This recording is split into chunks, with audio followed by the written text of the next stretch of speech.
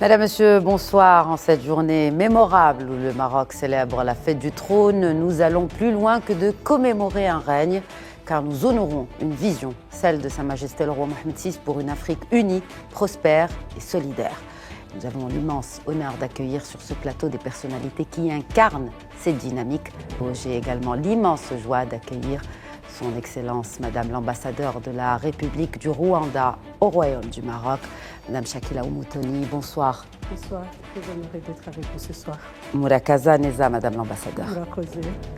Je vais donc continuer mon tour de table sur cette symbolique particulière que revêt cette célébration, notamment pour la République du Rwanda. Excellence Madame l'ambassadeur Oumoutoni.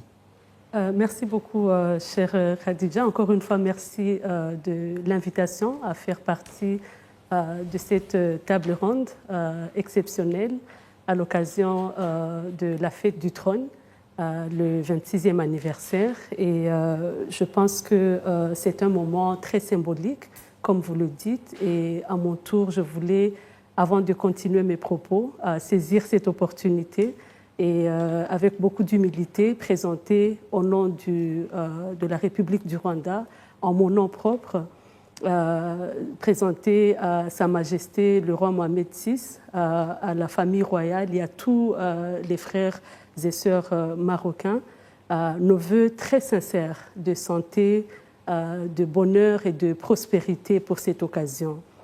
La fête du trône, à mon avis, représente quelque chose de très, très important. Et ça, d'un côté, c'est la cohésion sociale ici au Maroc et pour tous les Marocains, d'un côté. Mais de l'autre côté, c'est aussi un moment de réflexion sur les progrès déjà réalisés pour les 26 années écoulées, mais aussi un moment de réflexion sur la vision du royaume vis-à-vis de cette vision éclairée de Sa Majesté sur où il veut emmener ce royaume, mais pas seul, avec ses frères et sœurs sur le continent. Et c'est dans cette perspective que moi, je me réjouis aujourd'hui de faire partie de cette célébration, parce que c'est un moment de célébrer justement tout ce qui s'est passé entre le Maroc et le Rwanda jusqu'à aujourd'hui. Nous avons des relations qui existent déjà depuis très longtemps, mais c'est vraiment pendant le règne de Sa Majesté qu'il y a des choses tangibles qui se sont passées, et ce, surtout à partir de la visite royale au Rwanda, qui était précédée par la visite de Son Excellence le Président Kagame ici au Maroc. Et depuis lors, nous avons accompli beaucoup. Et nous avons l'espoir qu'il y a beaucoup d'autres choses à accomplir ensemble. Inch'Allah. Madame l'ambassadeur Oumoutoni, vous en avez parlé tout à l'heure. On a senti une accélération du partenariat entre le Royaume du Maroc et la République du Rwanda. Qu'est-ce qui fait la particularité? Comment celle-ci, si vous pouviez aussi partager avec nous un aperçu de ces liens et comment ils ont évolué ces 26 dernières années, notamment sur des secteurs clés, en l'occurrence économiques? Alors, effectivement, comme je le disais tout à l'heure, les relations bilatérales entre nos deux pays existent depuis longtemps, mais à la suite justement des visites de haut niveau de Son Excellence le Président Paul Kagame ici au Maroc et la visite royale au Rwanda, cette relation a eu ce coup d'accélérateur, comme vous l'avez appelé. Mais je voulais peut-être revenir un peu en arrière par rapport à cette particularité dans la relation entre le Rwanda et le Maroc.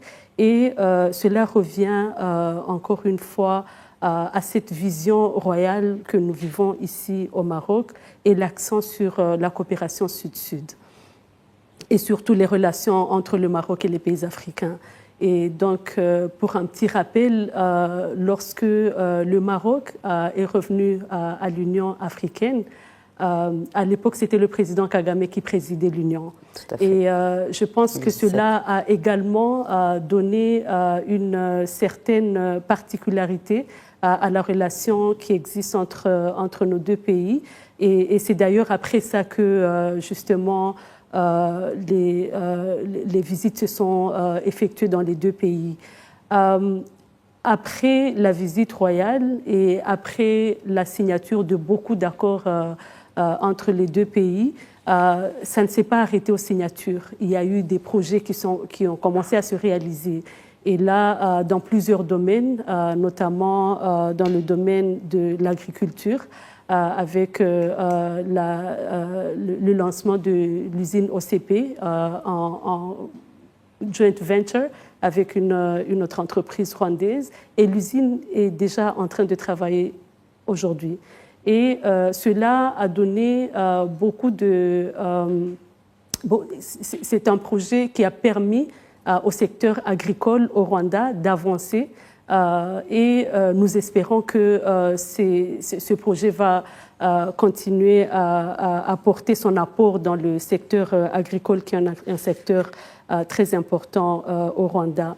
Mais au-delà de ça, dans le secteur de la pharmaceutique, il y a l'usine Cooper Pharma qui aujourd'hui opère également au Rwanda. Mais il y a d'autres projets qui se sont réalisés depuis 2016 jusqu'à aujourd'hui. Et donc, comme je le disais, c'est vrai que c'est des relations qui existent depuis très longtemps, mais c'est vraiment depuis la visite royale au Rwanda que nous voyons qu'il y a une dynamique constante. Et c'est vraiment des relations qui sont multidimensionnelles parce qu'on le voit aussi dans les secteurs de l'éducation, on le voit dans le secteur des finances, on le voit dans beaucoup de secteurs. Et je suis constamment en train d'approcher et les investisseurs rwandais et les investisseurs marocains pour que justement il y ait de plus en plus d'investissements de part et d'autre, parce que l'idée c'est vraiment le co-développement. Ce que nous voulons voir, ce n'est pas des investissements qui sont dans un sens, des capitaux qui sont investis, mais vraiment qui fassent aussi ce modèle de joint venture en est l'exemple parfait. Exactement. Et d'ailleurs, pas plus tard qu'hier, j'étais à Casablanca pour la 7e édition des Industry Meetings Days. Et j'avais l'occasion de discuter un peu justement avec le ministre du Commerce. Et c'est ça l'idée. L'idée, c'est de voir au Maroc, vous êtes en train de développer vos zones industrielles. Au Rwanda, nous sommes en train de faire la même chose. Et il y a des leçons à apprendre de part et d'autre. Il y a des opportunités d'investissement de part et d'autre. Et c'est ça la vision, de voir comment les deux pays peuvent capitaliser sur les atouts des uns et des autres pour co-développer et faire avancer notre continent ensemble. Exactement. Excellence Madame l'ambassadeur Muthoni, au-delà des sommets politiques, quels sont les aspects et les dimensions concrètes de la coopération entre le Maroc et le Rwanda qui ont un impact direct sur les populations, comme évoqué tout à l'heure par Monsieur l'ambassadeur Nasseri? Effectivement, je pense que le fait d'avoir la clarté de vision, aussi bien de Sa Majesté le roi Mohamed VI que de l'Assiste et le président Paul Kagame, clarté de vision, c'est ça qui détermine quels sont les secteurs prioritaires dans lesquels les deux pays se sont penchés pour commencer leur coopération. Et donc, on a parlé tout à l'heure des différents projets qui se sont matérialisés, notamment l'usine de l'OCP. À parler de ça, on va penser que c'est quelque chose qui est stratégique, qui ne touche pas les communautés, mais qui sont dans l'agriculture, ce sont les paysans. Et comme notre collègue M. Le Doyen le disait tout à l'heure, c'est un projet qui s'est installé, mais qui n'est pas allé seulement au niveau économique, mais il y a des aspects, par exemple, de formation, des aspects de proximité avec les acteurs qui sont dans l'agriculture. Et donc, c'est des projets qui bénéficient directement les communautés, et c'est grâce à ça que cette coopération revêt justement cet aspect qui va au-delà des politiques, mais vraiment qui fait que les communautés se rencontrent. Ceci s'applique également, par exemple, à l'investissement avec la Bank of Africa. Ça, c'est des projets qui facilitent les microfinances et les microfinances également bénéficient les communautés locales.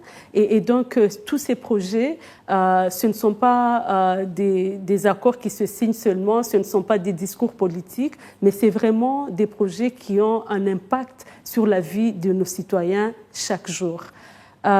Et je voulais dire que au-delà justement de ces projets dont j'ai parlé tout à l'heure, sur le plan social par exemple, il y a une collaboration qui existe entre la Fondation Mohamed VI et Imbuto Foundation. Imbuto Foundation, c'est une fondation qui est présidée par notre première dame et c'est des projets qui sont dans l'éducation et la santé des jeunes.